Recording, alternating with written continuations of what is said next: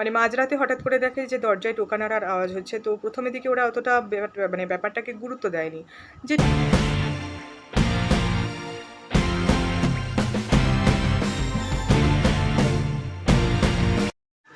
Good morning বন্ধুরা, daily mirror with অমৃতায় তোমাদের সকলকে স্বাগত জানাই। কেমন আছো তোমরা? আশা করি সকলেই ভালো আছো, আর আমিও মোটামুটি ভালোই আছি। আর আজকে শুরু হলো আবার একটা নতুন দিন, নতুন সকাল। তো সকালবেলা চাটা খাওয়া সব হয়ে, আমি তো চা খাই না, তোমাদের তো আগেই বলেছি চা আমি খাই না। তো আমার লেবু জল খাওয়া হয়ে গেছে, সব হয়ে গেছে। এবারে যাব ব্রেকফাস্ট বানানোর জন্য। তো ব্রেকফাস্ট বানাবার আগে ভাবলাম তোমাদের সাথে একটুখানি কথা বলে নিই। এত গরম পড়েছে বাপরে বাপ, আর সঙ্গে হয়েছে আমার হাতের যন্ত্রণা। আবার সেই এই মোবাইল ধরে ধরে আমার হাতটা মানে কোনদিন খসেই পড়ে যাবে, এমন একটা অবস্থা হয়ে গেছে। তো সকালবেলা আজকে করবো একটু ভেন্ডির তরকারি। কুমড়োর তরকারি খেয়ে খেয়ে মুখে পচন ধরে গেছে, তো সেই জন্য আজকে কুমড়ো খাবো না, আজকে খাবো ভেন্ডির তরকারি। আর ভেন্ডি এখানে কাটা হয়ে গেছে। আর কি হবে আমি বলতে পারবো না। আজকে একটা রেসিপি তোমাদের সঙ্গে তো অবশ্যই শেয়ার করবো, সেটা যখন করবো তখনই তোমাদের সঙ্গে মানে তখনই তোমাদেরকে দেখিয়ে দেবো। রোদ একেবারে ঝলমল করছে, মানে রোদে আমার এইখান থেকে মনে হচ্ছে যেন এখানে আলোর মানে এখান থেকে না আলোটা ছিটকে যেন চোখের মধ্যে এসে পড়ছে মনে হচ্ছে, এত রোদ। এখন বাজে প্রায় 10টা, আর 10টার সময় যদি এত রোদ থাকে তাহলে বেলা 2টোর সময় কী পরিমাণ রোদটা থাকে সেটা কল্পনা করে দেখো। আর একদিন দিন পুরোলেই তো চলে আসছে দোল। তোমরা কে কে দোল খেলছো বা দোল খেলবে অবশ্যই কিন্তু জানিও। আমি কি করবো আমি জানি না, কোনো বছরই দোল খেলি না। সত্যি কথা বলতে কি কোনো বছরই ওই সব দোল ফোল হ্যানা টানা রং টং আমার সহ্য হয় না, তো খুব একটা খেলি না। রং তো একেবারেই নয়, খেললে ওই আবির টাবির। গত বছর তো করোনাকালীন সময়ে একটুখানি বাইরে গিয়ে ওই হাজব্যান্ডের বন্ধুরা ছিল, বন্ধুর বউরা ছিল, তাদের সঙ্গে একটুখানি রং টং খেলা হয়েছিল। রং না, আবির খেলা হয়েছিল। কিন্তু এবছর বলতে পারছি না, এবছর পরিস্থিতি যেহেতু আবার আরও একটু মানে গুরুতর হয়ে গেছে, তো জানি না কি করব এবছরে। ভয়ও লাগে, মানে রাস্তায় যে মানে রাস্তায় বেরোতে ভয় লাগে না, লোকের হাত থেকে আবির টাবির নিতে ভয়ও লাগে, এখন এমন যা সিচুয়েশনটা হয়ে গেছে। তো জানি না কি করব, শেষ অবধি কী ইচ্ছা হবে তাও বলতে পারবো না। মানে কোনোবারই খেলা হয় না, ওই জাস্ট আবির দিয়ে একটুখানি গালে টালে লাগানো হয়। কিন্তু এখন কাউকে মানে গালে হাত দিতে ব্যাপারটাও যেন এখন ভয় লাগে, মানে গালে এসে হাত দেবে সে ব্যাপারটাও যেন কেমন লাগে। চারিদিকে শুধু মাস্ক আর মাস্ক, এখন আর মাস্ক ছাড়া জীবনে আর কোনো কিছুই নেই। দেখো মাস্ক ঝুলছে, এখানে মাস্ক ঝুলছে, চারিদিকে মাস্ক ঝুলছে, কিছু করার নেই। এখন এটাই আমাদের জীবন। ভেবেছিলাম বোধহয় আর মাস্ক এবার মানে আর পড়তে হবে না, এই বোধহয় শেষ, কিন্তু হলো না। জানি না এই বিপর্যয় থেকে কবে আমরা কাটিয়ে আবার আগের মতো সবার সঙ্গে মিলেঝুলে থাকতে পারবো, যখন মানে মানে কারোর সঙ্গে টাচ হলে ভয় লাগবে না যে আমার করোনা হয়ে যাবে, বা ভিড়ভাট্টার মধ্যে গেলে মনে হবে না যে আমার করোনা হয়ে যাবে। তবে ওই সিচুয়েশানটা আমরা কাটিয়ে উঠতে পারবো। আদৌ কোনো দিন কাটিয়ে উঠতে পারবো কি না সেটাও জানি না। তো যাই হোক, এখন ভাষণ টাষণ আর দিতে চাইছি না। আমি এখন সকালবেলা রুটিটা করতে চলে যাই, আর হাতে এখানে ভীষণ ব্যথা, তো বেশিক্ষণ মোবাইল ধরেও দাঁড়াতে পারছি না। তো চলো রান্নাটা করতে থাকি। তো পরে তোমাদের সঙ্গে শেয়ার করবো দুপুরের রান্নাটা, যে কি রান্নাটা করি। ততক্ষণের জন্য একটুখানি বিরতি নিলাম।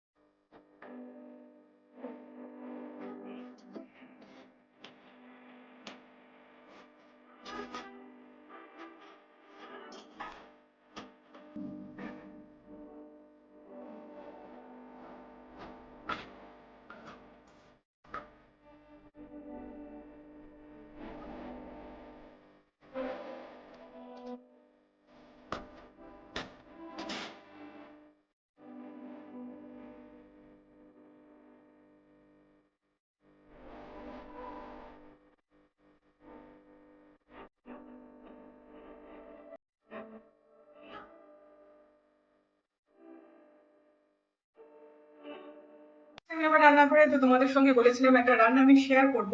তো সেই রান্নাটা হচ্ছে দেখাচ্ছি, দাঁড়াও। ডিম সেদ্ধ করে রাখা আছে, দেখতে পাচ্ছ। করবো আজকে এগ চিলি। তো এই রান্নাটা ফার্স্ট টাইমই করছি, আমি কোনোদিন করিনি। তো এগ চিলি করবার জন্য কি কি লাগবে তোমাদেরকে একবার দেখিয়ে দিচ্ছি রেসিপিটা। তো এগ চিলি করবার জন্য আমার এখানে পেঁয়াজ কেটে রেখে দিয়েছি, এখানে রসুন কেটে রেখে দিয়েছি, এখানে কাঁচা লঙ্কা কেটে রেখে দেওয়া আছে, এখানে ডিম সেদ্ধ করা আছে, এখানে রয়েছে ক্যাপসিকাম, আর যা যা লাগে সেগুলো দেখাচ্ছি। এখানে টমেটো সস আছে, এখানে ভিনিগার আছে, এখানে সয়া সস আছে, চিলি সসটা আমার কাছে নেই।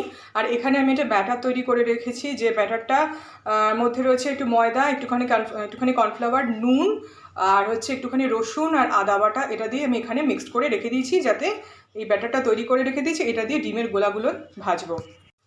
তো একটা আমি তোমাদেরকে করে দেখিয়ে দিচ্ছি। এইভাবে আমি ডিমটাকে ব্যাটারের মধ্যে চোবাবো,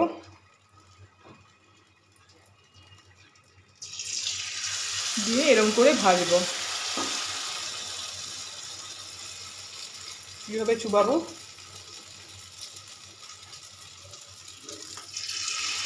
এইভাবে ভাজবো। তো এটা আমি এখন ভেজে নিই। হ্যাঁ, দেখো এটা আমার ভাজা ভাজা হচ্ছে। আমি এটা এরমভাবে উল্টে দিচ্ছি, এবারে আমি উল্টে পাল্টে দিচ্ছি। আমার এই ডিমের পকোড়াগুলো ভেজে তুলে রাখা হয়ে গেছে, আমি এটাকে ভেজে তুলে রাখছি, তুলে রেখেছি আর কি। তেলটা আছে, সেই তেলের মধ্যেই আমি দিয়ে দেবো পেঁয়াজ, রসুন আর কাঁচা লঙ্কা, দিয়ে এটাকে ভালো করে নাড়াচাড়া করে নেব।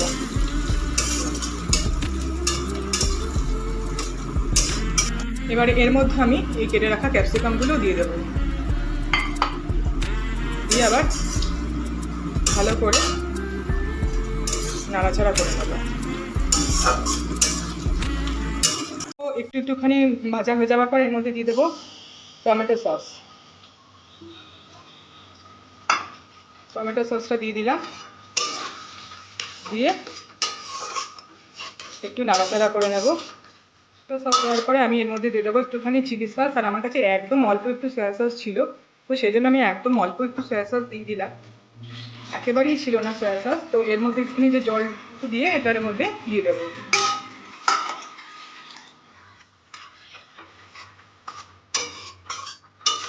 দিয়ে এটাকে ভালো করে একটুখানি নাড়াচাড়া করে নেব।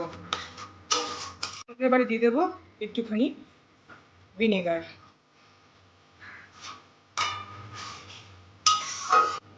অনেকটাই প্রায় ফুটে এসেছে। তো আমি আর এর থেকে বেশি জল দেবো না, অনেকটাই বেশি জল দেওয়া হয়ে গেছে, আর বেশি জল দেবো না। তো জলটাকে একটু ঘন করবার জন্য আমি একটুখানি কর্নফ্লাওয়ার জলের মধ্যে গুলে এর মধ্যে দিয়ে দিলাম।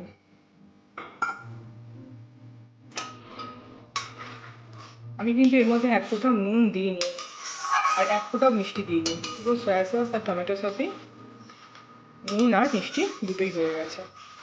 তো এটাকে যখন ঝোলটা একটু ফুটে উঠবে, ঘন ঘন হয়ে যাবে, তখন আমি এই পকোড়াগুলো দিয়ে দেবো। ফুটে ওঠার পরে আমি এর মধ্যে পকোড়াগুলো আস্তে আস্তে দিয়ে দেবো।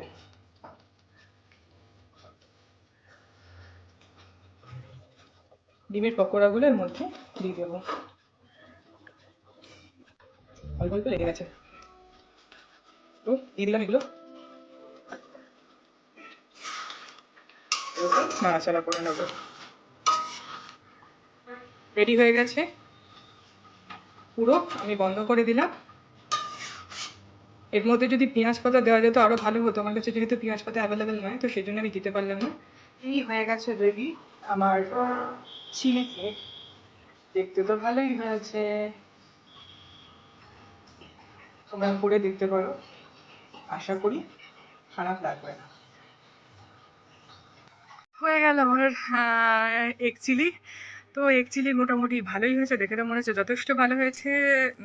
খেতে জানি না কীরকম হবে, না খাওয়া অবধি বোঝা যাচ্ছে না। তোমরা কিন্তু ট্রাই করে দেখতে পারো। এগ চিলিটা যথেষ্ট খেতে ভালো লাগে, একদম চিলি চিকেনের মতো। আর এই সময়টায় এই ওয়েদারটা যেরকম, সেই ওয়েদারে দেখবে একটু টক ঝাল মিষ্টি খাবারটা খেতে বেশি ভালো লাগে আর কি। যা গরম না, মানে কি বলবো তোমাদেরকে, বীভৎস গরম। মানে বাইরে একটুখানি মানে গেছিলাম ময়লা ফেলার জন্য, মনে হচ্ছে যেন পুরো একদম চোখ নাক মুখ জ্বলে যাবে, এতটা গরম। মানে বাইরের রোদ্দুরটা এত বেশি, আমরা ঘরে বসে বুঝতে পারি না যে বাইরের রোদ্দুরটা কত বেশি। বাইরে কি রোদ গো! বলে স্নান করতে যাব, স্নান করতে এখন আর এই জম্পে জামা কাপড়গুলো পরে থাকতে মানে ইচ্ছা করছে না। মনে হচ্ছে কতক্ষণে জামা কাপড় চেঞ্জ করে নাইটিটা পরবো। মানে এত গরম, এই গরমে দেখবে কোনো ড্রেস পরেই কোনো আনন্দ লাগে না, ভীষণ অসহ্য বলে মনে হয়। খেলে দুপুরে কী খাবো, দুপুরে খেলে রাতে কী খাবো, সেই চিন্তাতে এসে দাঁড়িয়েছে সমস্ত কিছু ভাবনা চিন্তা। খাওয়া ছাড়া জীবনে কিছু নেই, খাওয়ার জন্যই বেঁচে থাকে, এটাই কিন্তু ঘটনা। তো কালকে তোমাদের আমার ফেসিয়াল সবার কেমন লাগলো দেখলাম, তার জন্য তোমাদের অসংখ্য ধন্যবাদ যে তোমাদের আমার ওই কিম্ভূত কিমাকারমাকে ফেসিয়ালটা দেখে এত পছন্দ হয়েছে। আমি নিজেই অবাক হয়ে গেছি যে তোমাদের ভালো লাগবে ফেসিয়াল করাটা। কেন কি আমি কোনোদিনই ফেসিয়াল টেসিয়াল জীবনে কোনো দিন করি না, আর পার্লারে গিয়ে ফেসিয়ালটা একেবারেই করি না। রূপচর্চার মানে ধারে কাজ দিয়ে আমি খুব একটা যাই না। রূপচর্চা করতে মানে ইচ্ছা করে না, মানে টাইমটা খুঁজে পাই না রূপচর্চা করার। আর ইচ্ছা শক্তিটাও পুরোপুরি চলে গেছে। মানে আমি কোনোদিন বিয়ের আগেও সেরকমভাবে কোনো রূপচর্চা কোনোদিনই করতাম না। ওই যে বললাম, পার্লারে আমি শুধুমাত্র একটিবারই গেছি আমার বিয়ের সময়,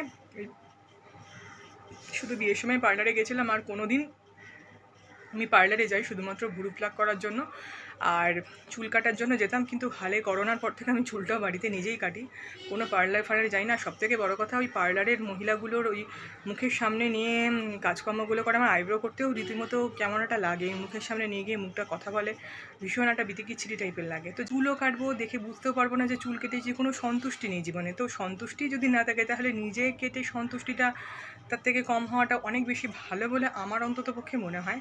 সেই জন্য আমি যতটা সম্ভব করে নেওয়ার চেষ্টা করি, নিজে যতদিন পারবো নিজের কাজগুলো করে নেওয়ার চেষ্টা করব। সত্যি কথা, আমি কখনোই মানে যতটা সম্ভব অন্যকে দিয়ে আমি কোনো কিছু কাজ করানোর আমি চেষ্টা করি না। আমি যতটুকু সম্ভব নিজে করে নেওয়ার চেষ্টা করি। যতদিন নিজে পারবো নিজে করে নেব নিজের সমস্ত কাজই। আমি অন্যের সাহায্য নিয়ে কাজ করা খুব একটা পছন্দ করি না এবং করিও না। ভাত হজম করতে পারি কিন্তু কথা হজম করতে পারি না। তো যাই হোক, এখন আর বেশি বকবক করবো না। তো এখন যাবো চান করতে, পরে ফিরে আসবো তোমাদের সঙ্গে আবার কথা বলার জন্য। এখন অনেক দেরি হয়ে গেছে, প্রায় 1টা বাজে। তো স্নানটা না করলে আবার আমাদের জলের চলে যাবে, জানোই তো তোমরা সবাই। যারা আমার পুরনো ব্লগ ফলো করেছো তারা খুব ভালো মতোই জানো। তো যাই হোক, এখনকার মতো তাহলে আসছি, পরে আবার কথা হবে তোমাদের সঙ্গে। তো ততক্ষণের জন্য সঙ্গে থাকো। আজকে কী কী রান্না হয়েছে তোমাদেরকে দেখিয়ে দিই। খুব বেশি রান্না আজকে হয়নি, তো তাও তোমাদেরকে দেখিয়ে দিই কী কী রান্না হয়েছে। সেই খোসা ভাজা, এখানে রয়েছে পটল কুমড়ো ভাজা, এখানে রয়েছে আম ডাল, আর এখানে রয়েছে একটা ডিমের অমলেট, এখানে রয়েছে ভাত, সেই এগ চিলি। গুড ইভিনিং বন্ধুরা, আবার চলে এলাম তোমাদের সঙ্গে গল্প করবার জন্য। চাটা খাওয়া কমপ্লিট হয়ে গেছে। তো চাটা খাওয়া কমপ্লিট হয়ে যাবার পরে আমি দুপুরবেলা তোমাদের সঙ্গে আর আমি অন হতে পারিনি। দুপুরবেলা অন হতে পারিনি মানে একটুখানি রেস্ট নিচ্ছিলাম আর কি। দুপুরবেলা শরীরটা ভালো লাগছিলো না, ভেবেছিলাম একটুখানি ঘুমাবো, তো সেই জন্য রেস্ট নেওয়ার জন্য চলে এসেছিলাম। সেই জন্য রেস্ট নেওয়ার জন্য একটুখানি দুপুরবেলা শুয়ে পড়লাম। ভাবলাম যে বন্ধুদের সঙ্গে রাতের বেলা সন্ধ্যাবেলার দিকে কথা বলবো, তো সেই জন্য চলে এলাম সন্ধ্যাবেলা তোমাদের সঙ্গে একটুখানি গল্প করবার জন্য। আর সেই দিনকে আর ওই তোমাদের তো বলাই হয়নি, এগ চিলিটা খেতে কিন্তু ভীষণ ভালো হয়েছিল, দুর্দান্ত হয়েছিল। মানে আমার হাজব্যান্ড কোনো দিন কমপ্লিমেন্ট দেয় না, তো ও বললো যে ভীষণ ভালো খেতে হয়েছে। আর সবথেকে বড় অ্যাচিভমেন্ট কী বলো তো, আমার আত্মীয় স্বজন যারা রয়েছে, আমার থেকে যারা বয়সে বড়, তারা আমার রান্না দেখে দেখে নিজেরা রান্নার এক্সপেরিমেন্ট করছে। এটা সবথেকে বড় অ্যাচিভমেন্ট। মানে ইউটিউবে আর কিছু পাই আর না পাই, এটা হচ্ছে সবথেকে বড় অ্যাচিভমেন্ট বলে আমার অন্ততপক্ষে মনে হয়। তো যাই হোক না কেন, আর সেদিনকে ছাদে গেছিলাম না, তো সেই দিনকে ছাদে আসার পর থেকে শরীরটা একদম ভালো লাগছিলো না, ভীষণ মন মেজাজটা বিগড়েছিলো, জানি না কেন। আর সেদিনকে খুব ভয়ও লাগছিলো, মানে প্রচণ্ড ভয় লাগছিলো, জানি না কেন। সেদিনকে আমি ছাদে গিয়ে অনেক দিন পর, একটু অন্ধকার হয়ে গিয়েছিলো আর কি। তো ছাদে অন্ধকারে আমার নিজেরই একটু করে ভয় লাগছিলো আর কি। কেন ভয় লাগছিলো, কী জন্য ভয় লাগছিলো সেটা আমি বলতে পারবো না, কিন্তু ভয় একটা লাগছিলো। আর সবথেকে বড় কথা, মানে কাক ডাকার আওয়াজগুলো না মানে ভালো না বলে, সেই জন্য আমার ভালো লাগছিলো না আর কি ব্যাপারগুলো। আর তারপর শুরু হলো এই সমস্ত কথাগুলো যখন আমি হাজব্যান্ডকে বললাম, তো শুরু হলো তার ভূতের গল্পের নানান রকম কাহিনী। মানে ও নানান রকমের ভৌতিক ঘটনাও জানে এবং সেই ঘটনাগুলো রিয়েল ঘটনা, কোনো মানে গল্প গাথা নয়। তো তোমাদের সঙ্গে আরেকদিন শেয়ার করেছিলাম আমি, সেই আমার শাশুড়ি মা বলেছিল একটা মানে ভূতের গল্প, তো সেই গল্পটা তোমাদের সঙ্গে তো আমি শেয়ার করেছিলাম। আর সেদিনকেও যা বললো তাতে তো মানে আমার মানে বলে না হৃৎপিণ্ড মানে খাঁচাচারা হয়ে যায় জোগাড় আর কি। ওর মানে বেশ কিছু বন্ধুরা মিলে আর কি এই 1 বছর আগে হয়তো ইয়েতে গিয়েছিলো আর কি, খন্নান রাজবাড়ি আছে না, সেই খন্নান রাজবাড়িতে গিয়েছিল। তো খন্নান রাজবাড়িতে আমি এর আগেও শুনেছিলাম যে এরকম ভৌতিক ঘটনার সম্মুখীন অনেকেই হয়েছেন। তো সেই খন্নান রাজবাড়িতে ওরা আর কি একটা গ্রুপ মিলে গিয়েছিল আর কি। তো ব্যাচেলার গ্রুপ ছিল, তো ব্যাচেলার গ্রুপ ওরা একটা মানে ছাদের একটা ঘরের মধ্যে ওরা ছিল। তো সেই ছাদের ঘরের মধ্যে বিভিন্ন রকমের মানে প্যারানর্মাল অ্যাক্টিভিটিগুলো ওরা ফিল করেছিল আর কি। মানে মাঝরাতে হঠাৎ করে দেখে যে দরজায় টোকা নাড়ার আওয়াজ হচ্ছে। তো প্রথমে দিকে ওরা অতটা মানে ব্যাপারটাকে গুরুত্ব দেয়নি, যে টোকা নাড়াবার আওয়াজ হচ্ছে ওটা হয়তো অন্য কিছুর আওয়াজ হতে পারে। কিন্তু যখন টোকা নাড়ার আওয়াজটা মানে ঘন ঘন হতে শুরু করলো, তখন মানে ওরা প্রচণ্ড পরিমাণে ভয় পেয়ে যায় এবং কিছুক্ষণের মধ্যে বলে যে দেওয়াল বেয়ে মনে হচ্ছে একবার ছাদের এদিক থেকে ওদিকে কেউ যাচ্ছে, একবার ছাদের ওদিকে কেউ ওদিকে দুম দুম দুম দুম দুম দুম দুম করে যাতায়াত করছে। মানে আমি যে বলছি তোমাদেরকে, আমার দেখো গায়ে মানে কী বলে গায়ে কাঁটা দিচ্ছে, মানে এত ভয় লাগছে। আমি সন্ধ্যাবেলা এখানে একাই বসে রয়েছি, জানলার পর্দাটা নড়ছে, আমার তাতেই ভয় লাগছে। মানে একটা হনুমানের পক্ষে নিশ্চয়ই এরকম দুম দুম দুম দুম করে একবার দেওয়ালের এদিক থেকে ওদিকে যাওয়া সম্ভব নয়। তাহলে মুহূর্তের মধ্যে শুধু এদিক থেকে ওদিকে যাচ্ছে আর এদিক থেকে ওদিকে যাচ্ছে। তো প্রচণ্ড ভয় পেয়ে যায় ওরা, স্বাভাবিক কথা। আমি বলছি আমার এখান থেকে গায়ে কাটা দিচ্ছে, আর ওখানে যারা ওইখানে প্রেজেন্ট আছে তাদের ভয়টা কোন পর্যায়ে গিয়ে পৌঁছবে সেটা মানে কল্পনাতীত ব্যাপার। তো পরের দিনকে কোনো মতে ঘর থেকে বেরিয়ে দেখে যে তছনছ হয়ে গেছে, মানে পুরো চারিদিকে টেবিল মানে মানে গাছের টপ টপ সমস্ত ছিল, সমস্ত টপ টপ তছনছ হয়ে গিয়ে এদিক থেকে ওদিক হয়েছে, এদিক থেকে সেদিক হয়েছে, মানে বিতিকিচ্ছিরি টাইপের ব্যাপার হয়েছে আর কি।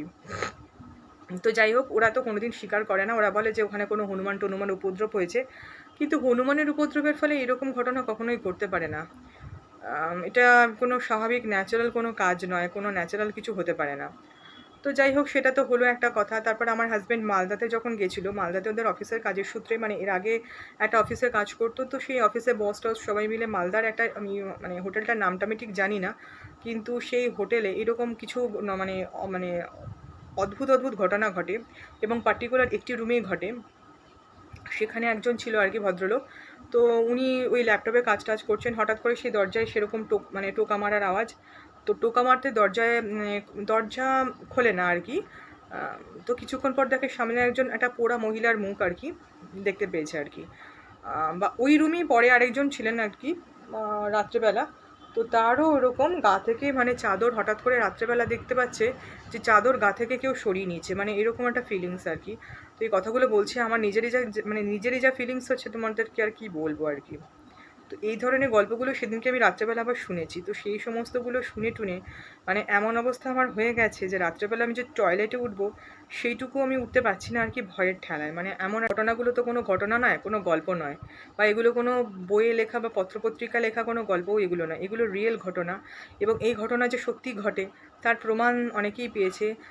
আর আর আমি যখন দুর্গাপুরে যে বাড়িটাতে ছিলাম আর কি, ভাড়া বাড়িতে হাজব্যান্ডের কর্মসূত্রে, সেই বাড়িটাতেও এরকম কিছু একটা ফিল করতাম, মানে আমি কাজ করতে করতে সবসময় পেছন দিকে তাকাতাম, আমার মনে হতো যেন কিছু একটা রয়েছে, কিছু একটা সরে গেল, এরকম একটা মনে হতো, একটা ফিলিংস হতো আর কি। তারপর সন্ধ্যাবেলা হলেই শুধু চামচিকির উপদ্রব, মানে আমি রীতিমতো অসুস্থ হয়ে পড়েছিলাম আর কি ওখানে থাকতে থাকতে। যার জন্য আমরা চলে এলাম আর কি ওই বাড়িটা থেকে, মানে বাড়িটা থেকে না পুরো মানে দুর্গাপুরে পাট চুকিয়ে দিয়ে আর কি চলে এলাম কলকাতাতে। পার্টিকুলার ওই বাড়িটাতে কোনো একটা প্রবলেম ছিল। তো ভগবান না করুক ওই প্রবলেমের সম্মুখীন আর আমাকে কোনো দিন হতে হয়, মানে ওই বাড়িটা যাতে আমাকে আর কোনো দিন ফিরতে না হয়, আমি ভগবানের কাছে এই প্রার্থনাই করি। আর আমি অবিশ্বাস একেবারেই করি না, আমি মানে সত্যিকারে বিশ্বাস করি এই জিনিসগুলোর কিছু অস্তিত্ব তো অবশ্যই আছে, নাহলে মানুষের সাথে এই ঘটনাগুলো কেন ঘটে। সমস্ত ভৌতিক ঘটনাগুলো তো কোনো গল্প নয়, এগুলো তোমাদের কাছে গল্প হলেও এগুলো প্রত্যেকটা মানুষের জীবনে, মানে যাদের সঙ্গে ঘটেছে তাদের জীবনে যে কতটা মানে দুর্বিষহ হয়ে উঠেছে, মানে এটা আর কি বলার কথা না। আমাদের এই ফ্ল্যাটের এক কাকু আছেন আর কি, তিনি বিভিন্ন জায়গায় ঘুরে ঘুরে বেড়াতেন আর কি, তিনিও এরকম হোটেলগুলোতে এরকম ফিল করেছেন। এরকম রাত্রেবেলা একটা হোটেলে ছিল, তো হঠাৎ করে হোটেলের যে টেলিফোনটা সেটা হঠাৎ করে বেজে ওঠে আর কি, মানে রিসিভার থেকে মানে ফোনটা নামানো নিচের দিকে, তাও রাত্রেবেলা হঠাৎ করে দেখে ফোনের ঘন্টাটা বেজে উঠছে। তো এগুলো কী করে সম্ভব? এটা মানুষের পক্ষে নিশ্চয়ই সম্ভব নয় যে তোমরা বলবে যে কোনো মানুষ এই ঘটনাগুলো ঘটিয়েছে। কোনো মানুষের পক্ষে এটা সম্ভব নয়। একমাত্র অতিপ্রাকৃত জিনিস থাকলে এটা সম্ভব, কোনো মানুষের পক্ষে এই সমস্ত কাজগুলো করা একেবারেই সম্ভব না। তোমরা রাত্রেবেলায় এই ভৌতিক ঘটনাগুলো শুনবে আর শুনে শুনে ভয় পাবে আর আমার কথা মনে পড়বে। যাই হোক, মজা করলাম তোমাদের সঙ্গে, তো সব কিছুই তোমাদের সঙ্গে শেয়ার করি। তো এটাও শেয়ার না করে আর হলো না, তাই জন্য তোমাদের সঙ্গে একটু শেয়ার করলাম যে এই ঘটনাগুলো ঘটেছে আর কি মানুষের সাথে, সেগুলি তোমাদের সঙ্গে শেয়ার করলাম। তো যাই হোক না কেন, এখন আর বেশি কথা বাড়াবো না।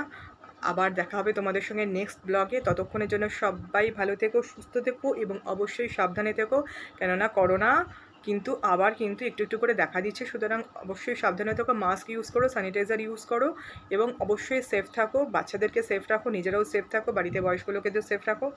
এটুকুই বলবো। তো এখনকার মতো তাহলে আসি, পরে হাজির হবো কালকে আবার একটা নতুন ভিডিও নিয়ে। ততক্ষণের জন্য সবাইকে টাটা, গুড নাইট, শুভরাত্রি।